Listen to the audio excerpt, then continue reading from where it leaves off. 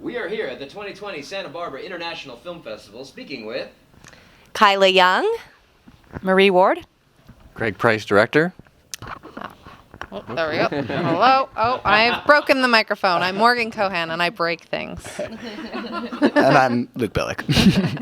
Nice to meet you guys. So what film do you have here at the festival this year? We're here with The Marijuana Conspiracy. It's based on a true story that happened in the 70s in Toronto.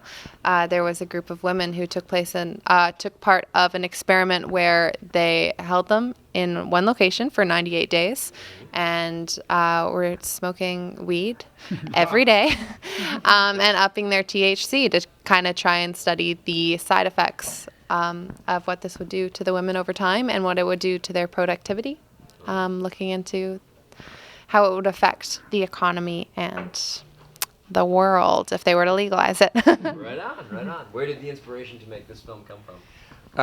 First of all, being a true story, it was an article that I found in the Toronto Star by an investigative journalist. I talked to her about it. I got extensive research from her, and then had the opportunity to meet the real women that lived through this experience. So it was a really great, when I was writing it, it made it much more vivid and real, and heard their voices as I was doing it. The interesting thing at the time in 1972 in Toronto, if you got caught with marijuana, you would go to jail for 7 years. That's how extreme it was. And so when they were thinking about legalizing it, the federal government, the provincial government freaked out because they thought it was a gateway drug and it would lead to the end of the economy and things like that. So they did all kinds of funky studies, but they never did it with women. And these young women, so it follows 5 of them and their journey and the characters that surround them. And so it's a very interesting story in that respect. And oh, sorry. Yep. No, you're fine. Where did you find your cast, bringing everybody together? How did you end up casting each of the talent that you're surrounded by? Well, John Comerford and Sarah Dang did casting for me. They're amazing. It was a huge turnout. I think being the project and being an indie film, it was I was really, had such a great choice, and all of them they were perfect. When I heard the words, I always say when someone auditions and they do a bad job, I'm the worst writer in the world. And when they do a great job, I'm a genius. And they all made me look like a genius. And some I've worked with before and knew of, and others were brand new. And it was really interesting to have a blend of really experienced actors and then some that were newer, but just had that raw, believable energy. Right on. So, since we have a lot of talent here, do you want to go down the line to see what the audition process was like and what you had to do to get into the film? I mean, auditioning is always kind of the worst, but I was really fortunate with Janice, my character. I relate to her on a lot of levels, so I didn't find it that much of a stretch, which was really lovely. And the dialogue was just really natural for me, and all my scene partners, like Marie, were really wonderful to work with, so it made it really easy. Wonderful. The audition process for me, my character has quite a complicated backstory. I won't get into that, but it's really interesting to watch it unwind in the movie. But for me, I just really wanted to honor this journey that she's on, and I just related to the material right away. So I was delighted that it came across that way through the audition process. And as it goes, I was literally just saying to my husband at the time, not my husband at the time, he's still my husband. At that very time, I was saying to my husband that I'm like, I really don't think that this movie worked out. We were on a holiday, and literally 2 hours later, I got the offer. So it was kind of like I'd kind of given up on it, and then it was even better to get the call after thinking it was a done deal. So Great. yeah, Every actor loves the call. they do. The call is great. Yeah. And down the line. So I originally self-taped for a different character within the movie. I was away, not able to come into the room, and then Craig reached out and asked me to read for a different character with notes, which was great. And again, I couldn't be there, so I didn't actually meet Craig or anybody on the team until we had a dinner and once everyone was cast. So I read for 2 separate characters, and then Craig offered me Marissa, who I ended up with, which I think just fits me so much better. And I think who everyone ended up as with their own characters, it makes so much sense. Yeah, I think it was really well done. So that's how I did it. I originally auditioned for Marissa as well, but it was really interesting. I think really in the beginning you were focusing on getting all the female leads down, which rightfully so. And a lot of my friends, you know, were doing auditions, and I'm helping them do tapes, and I'm reading for myself, helping for doing tapes. And I was talking to my friend, and I was like, I have got to audition for this part because I felt right for it. So I actually like called my agent, and they're like, they're not auditioning the guys yet. 1 month goes by, another month kind of went by, and I was like, okay, they have to be doing something now. So I again reached back out, and the audition came across my desk, and my desk, because I sit at a desk at home. It's the figurative desk, okay, of life. Yeah. And we clearly had no fun making this movie. But again, I think the words really jumped off the page, and we do tons of auditions, and there's 90% of the time you're like, I'm not right for this role, but I'll go out for it anyways. Mm-hmm. And the words, when I was saying them, I was like, there's not many times where you're overly confident, and some of the times when you feel like you are, you really are wrong. But I left that room, and I called my agent, and I was like, I got that part.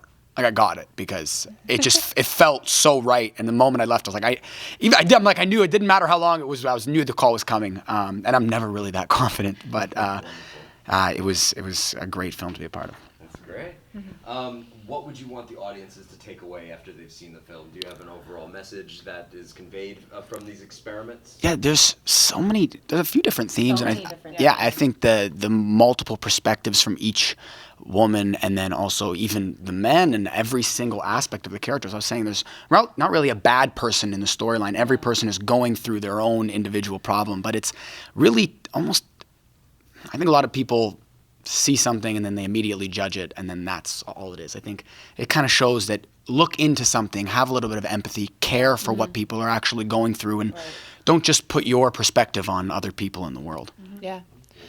I had no idea of the history of all of this, like even just trying to legalize it, and the jail time that people would be put in just for having like one joint. So that opened up my eyes to kind of that history, and I feel like probably a lot of other people don't know about what happened. So it's a really interesting conversation starter to talk to people. Yeah. Very good. Yeah, I think for me, first of all, when I was talking to the women that went through this and writing it, it was sort of one theme that kept coming back to me, is that in some ways we have come a long way, and in some ways we haven't. There's still things going on in our film with prejudice and racism and sexism and et cetera, and just to see the journey they went on and the agendas they were subjected to and the inhumane things that happened. And by the way, it's not all heavy. It's funny at times, and they had a tremendous sense of humor, and the cast had a tremendous chemistry with that. But I think the best compliment I've had is when people leave, they say, I thought about it for 2 or 3 days, and I started having conversations at the dinner table. Right. And then you made a difference. And that's sort of what's been the most rewarding thing for me. I also think, too, the journey of the film and the journey of all of the characters in the film are sort of universal, in that I think it's appropriate for any age group to see. A teenager can go see this and get something out of it, and maybe it would be completely different than, say, a grandmother, but or a woman that's in her 60s who lived through that era would get something completely different from it as well. And I just think it's a joy to work on something that has such a universal appeal, and this film has that. It really does. Yeah, I mean, adding on to the lovely points of my castmates, I think it's an important conversation starter about women's rights. I think it's an important conversation starter about people that are still incarcerated on minor drug charges now. I think, we live in a world in Canada where it's legalized, but like Craig said, things aren't that different. And there's still a lot of prejudice that's happening around the marijuana market. And I just think, if you make a film that can get people talking, you're doing your job. Yeah, very well said. In closing, is there anything you'd like to say to the Santa Barbara International Film Festival organization? Thank you for having us. I think we're all just really delighted to be a part of the festival and be here in this beautiful environment. And the films are all, extraordinary. That I haven't been able to see all of them, obviously, but just reading the synopsis and the caliber of filmmaking that's here is really exciting to be a part of. Yeah, and for me, when Michael reached out to me from the festival, he understood the film and Audrey and the programmers, and they really were passionate, and I could feel that this would be a good home for it, because when you do like a U.S. premiere, you get one, and I felt like just hearing what they had to say about the film and the festival was the right choice, and we're really excited to be here. It's so far fulfilled all our expectations, and we're really excited to see the Santa Barbara community come out and support the movie. Yeah. There's something so special about the marquees too. Being able, it's a little bit of a dream to walk into a theater like that. So it's really special to be here. It feels, it's exciting. It's just, has a great feel to it. Yeah, it's great energy here. We've been doing, I've been doing a few film festivals over this last little while, and you got a nice energy here. I like it. Everyone is, yeah. Right on. Yeah. Where can people go to find the film, to check it out? Online, website, Facebook, Instagram stuff? Well, hashtag. I'm gonna mess it up. Well, it's Instagram. It's hashtag the marijuana film. Okay. Hashtag. All right. I'm the worst guy. I mess it up. But just to know, we are on Instagram, but you can't do the Google. You have to go to Instagram and do @the marijuana film. We're also on Facebook, but it's called the Mary Jane Film, because they won't let us have Mary Jane in our handle. And then, so there's still talking about the prejudice of marijuana. It's censored on the with a lot of social, but people are finding us, and it's a great site to go to and get tidbits and things. And right now we're doing the festival run, and then eventually the film will come out to everybody wide. Very good, very good.